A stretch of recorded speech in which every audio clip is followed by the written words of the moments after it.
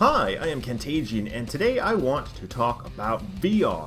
Why do I want to talk about VR? Because I've had a chance to test out the HTC Vive, the Oculus Rift, and Android VR, and to make a long story short, I'm excited, and I want to share that with you guys. Before we start anything though, I'd like to thank a couple people. Firstly, I'd like to thank my friend Chris, Mr. Disturbed on Twitch. Please check him out. He does do Twitch streams regularly. He let me use his HTC Vive, so without that experience, this video would have been much smaller and incomplete. So link to his Twitch down below. And thank you to my other friend Chris. Yes, they have the same name. Robot Jocks, also on Twitch. Down below link. For recording me while using the HTC Vive and providing some of the footage that will be used in this video. So thank you both for that. But I'm going to start with this introduction and say that nothing I say or show you can convey how amazing VR is. Seeing it and doing it are two completely different things. When you have the headset on and you are in that world, it is nothing like watching what is on each eye on a monitor. I can't convey that to you at all. You need to try it. And that is going to be one of my goals in this video, is to show you the easiest ways you can try it, because I want you to try it. And if I can show other people why this technology is great, then I've done my job as a small YouTuber. Anyway, that said, you can try VR for free. Oculus Rift is conducting demos in Best Buy locations all around the country. I'm going to have a link down below to the live Oculus website where you can see which Best Buys are participating. The list right now is not that big, but they intend to expand it so that more and more people can get this opportunity. The demos last about 10 minutes, but they will provide what you need to see why VR is such a big deal. You can schedule these demonstrations, but you could also walk in. I just wouldn't recommend doing so, during peak hours, because a lot of people might be very interested in trying it or retrying it for themselves. That said, if you want to spend a tiny amount of money and get the introductory experience, you could get Google Cardboard or one of these. This is the Mattel VR Viewer. You just open it up. You put your compatible iPhone or Android phone in here, and you get the Google Cardboard app, and the rest is history. We'll talk more about this in a minute, but this goes for about 15 to 20 bucks. If you see it on sale for more than 20 bucks, I'd say avoid it, because you can get it for less than that, and frankly, it's not worth all that much. It's a good starter kit, but it's not worth a big investment on your part.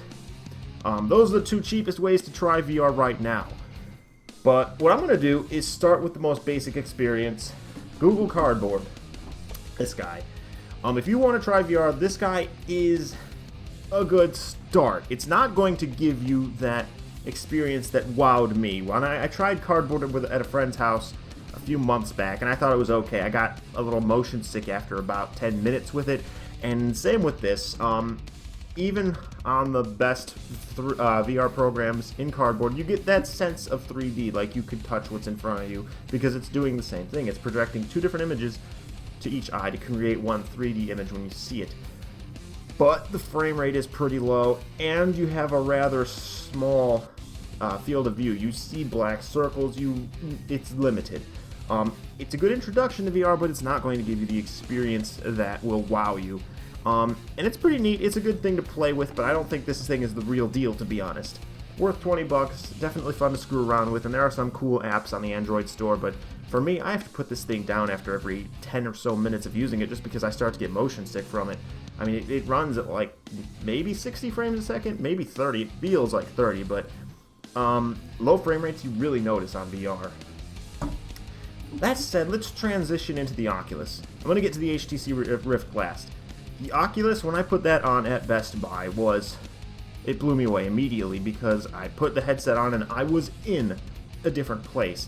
The black lines, circles that you get in the Cardboard were non-existent. I could look around, it tracked my head just like that does actually, but the frame rate was not an issue anymore. You moved and the environment moved with you, and I didn't even get motion sickness. One thing about the Oculus that I noted was during the demo, there were objects in front of me that I had to actively resist trying to touch. I knew I couldn't touch them, but my mind was like, no, it is there in front of you. Poke it. And I couldn't. So it was interesting to see myself battling with myself about this thing.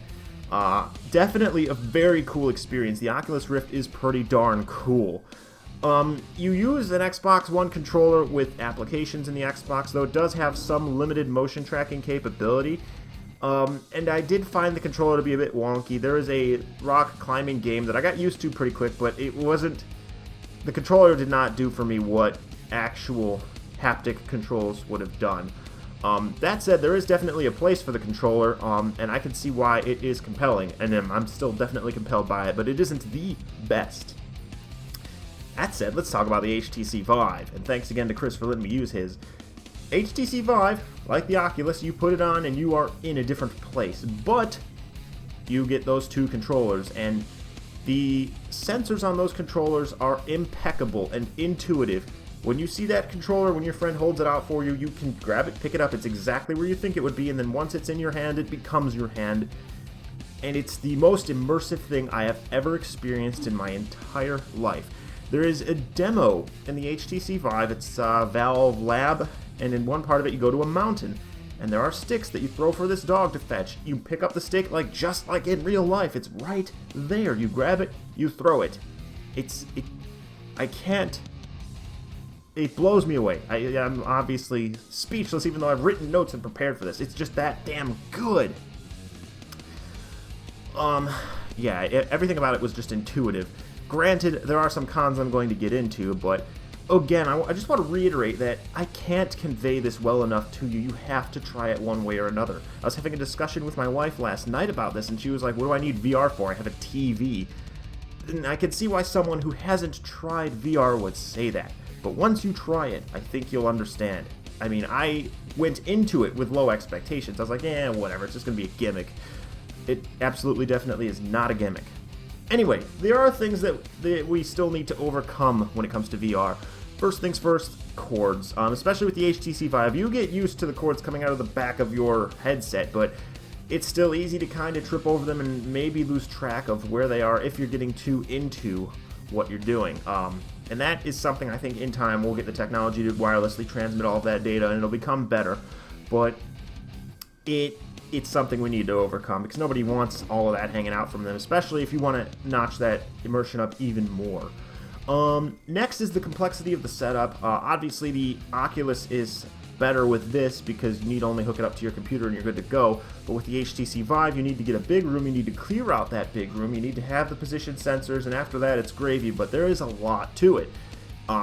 And of course people have done it a lot, you know, they don't have a problem with it, but for first time people setting it up, and if they don't have the space, it's not going to be a good experience. Then obviously the bigger space you have, the better it's gonna be. Mass adoption is another thing. I'm really excited to see how the PlayStation VR does, because the more people jump onto this boat, the more steam this boat's gonna have, and I want this boat to have steam, damn it.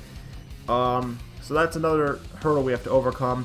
And finally, better controls. The Vive was a great start with their controllers, but I don't see why we can't have a glove that we put on a la Nintendo Power Glove and have every single finger tracked in VR so that when I grab something, I'm grabbing it with some sort of haptic feedback so that when I come into contact with a physical object, I feel it to some degree. You know, over time it would improve, but even if it's so much as the thing vibrating so I know that I'm holding on to it, you know, this is the direction I see it going.